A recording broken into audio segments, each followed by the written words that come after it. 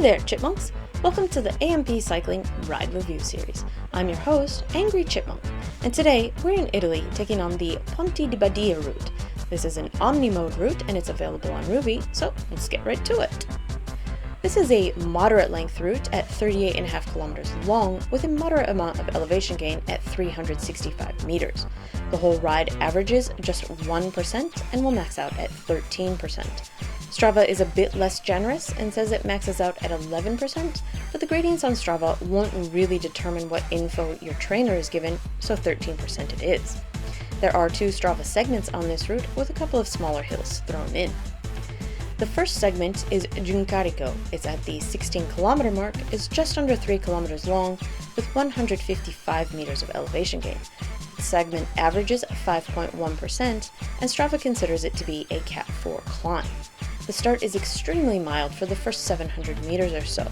The gradients stay 4% or lower, but after that, the gradients hover mostly in the 6 to 9% range, save one small dip for the remainder of the climb. Almost immediately when the climb ends is a very short pinch where you'll be seeing that peak gradient of 13%. There's a small dip to a secondary hill that peaks at 6.5%, and this is almost 75% of the climbing done for the ride. If you've got the energy, there's no real need to pace this first climb as it's relatively easy from there.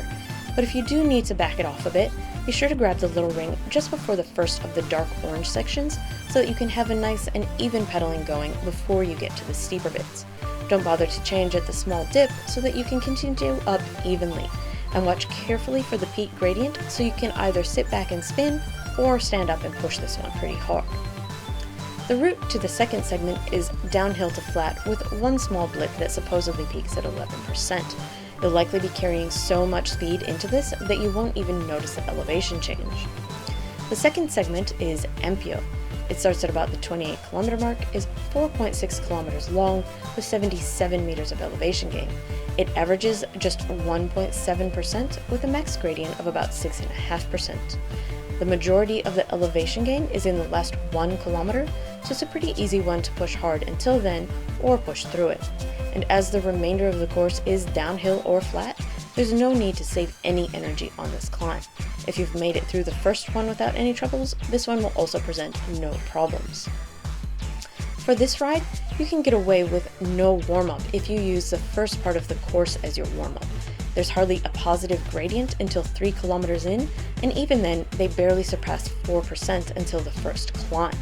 But you're going to be pushing pretty hard on this route. You'll want to have at least 10 minutes so that you can go hard straight from the start.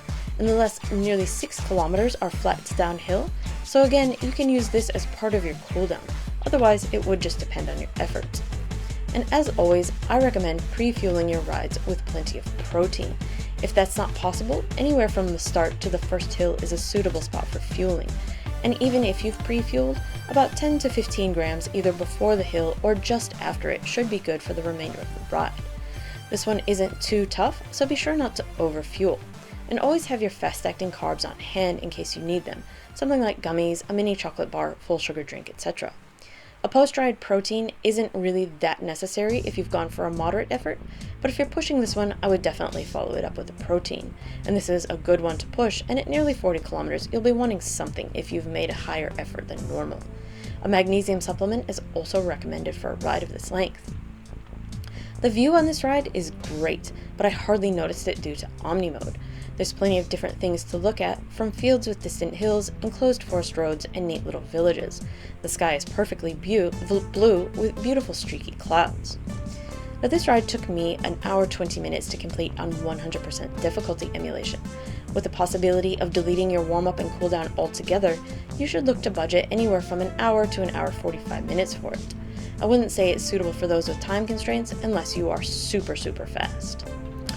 Overall, this is a great ride that's not too difficult but also not too boring. However, it's completely ruined by this version of OmniMode.